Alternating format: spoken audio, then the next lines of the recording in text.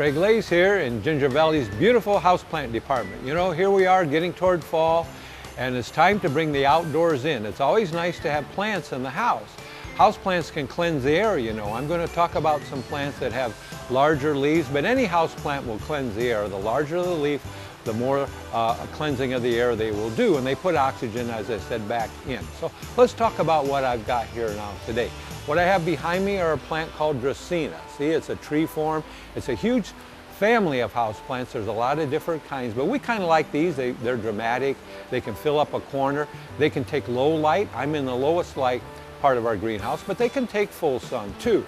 So think about where you're going to put it. Watering, if they're in low light, only needs to be really once a week. If they're in more sun, might need a little more water, but we can help you with that. Then I have some pothos. That's what's on this display over here. Pothos vine down. It's a great plant to put in a piece of pottery on a shelf or something like that, or there are hanging versions that you can hang in front of a window. They can take low light also. In fact, they cannot take full sun. That's usually the problem with most of our houseplants. They can't take a lot of sun. They all need lower light, and that's what we have in the house. So these are great ones. But if you should happen to have a place that's got a lot of sun, this is a croton here. Look how colorful that is. That's got all that beautiful orange and colorful foliage. That could go in the south window.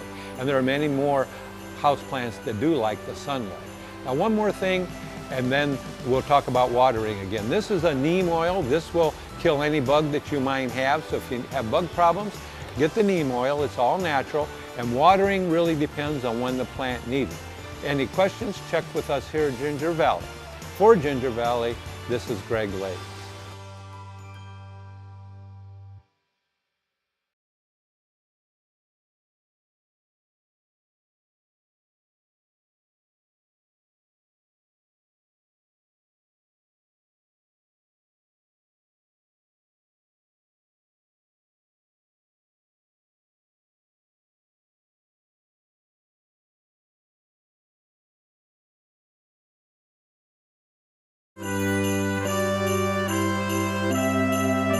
Greg Lays here out in Ginger Valley's beautiful 10-acre nursery. You know, this time of year, end of September, is the best time to plant trees and shrubs, or anything, actually anything, perennials, whatever.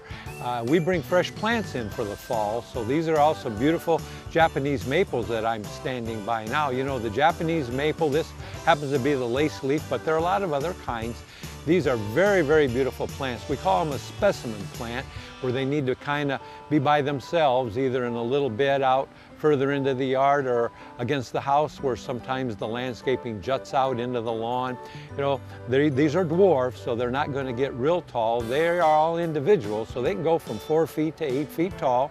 Then there's a bloodgood type that gets taller. They can get up to 15 feet, but these are all very manageable plants. So the Japanese maple is a beautiful plant.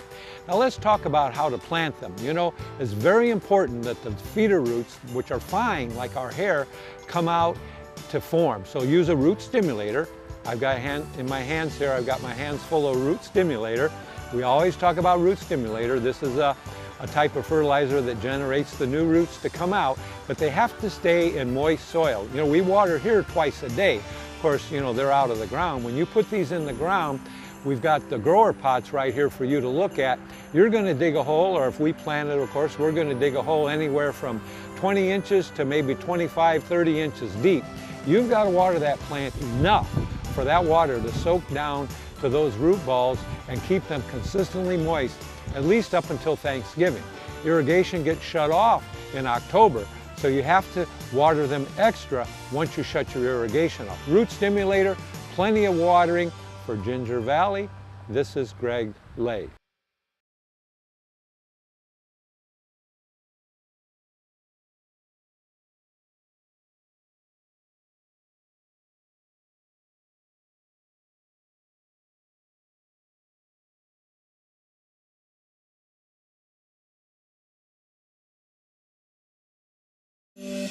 Greg Lays here. I'm out in the perennial grass area of our beautiful 10-acre nursery. You know, the perennial grass plants are great landscaping plants. They just need normal watering. You know, they're not that fussy of a plant. This is the fountain grass. You can see how it sprouts up kind of like a fountain. These can go from very short. There's one called Little Bunny. I've got another kind of bunny that are shorter. They're about 12 inches to 16 inches, all the way up to the Hamlin and some of the other kinds that get up to about 3 feet. So these are shorter. They can be, you know, toward the front of the landscaping area, wherever you want to put them. But then sometimes we like to have a screen. So there's another kind of perennial grass called maiden grass, and that's what you see here with these beautiful plumes. Of course, these are younger plants in very small pots. They make nice big clumps. The maiden grass will make big clumps. Some of them get as much as 3 feet wide and 6 to 8 feet tall, so that's a better screen. And these plumes, these are actually the blooms. You can see the plumes kind of waving in the wind here. These are the ones that are on either side of me. The maiden grass is very, very popular. There are a lot of different foliage versions of this. The foliage is variegated. Some are variegated so they look like zebras. It's even called a zebra grass. And then some have a white stripe down the middle. Makes them look very pretty, kind of silvery-like. Those are called silver maiden grass. The silver maiden grass is probably the most popular one because it gets the tallest and it has the beautiful plumes. But all these can go into any place in the landscape. They can take up to less than 6 hours of sun, all the way up to full sun. They should all be planted with root stimulator. And of course, normal watering throughout the season. But after you plant these, water them. You have to get extra water on them if you're watering with irrigation, because you're going to shut that off in October. So water right up to Thanksgiving. Keep them well watered throughout the season and they'll reward you for years and years.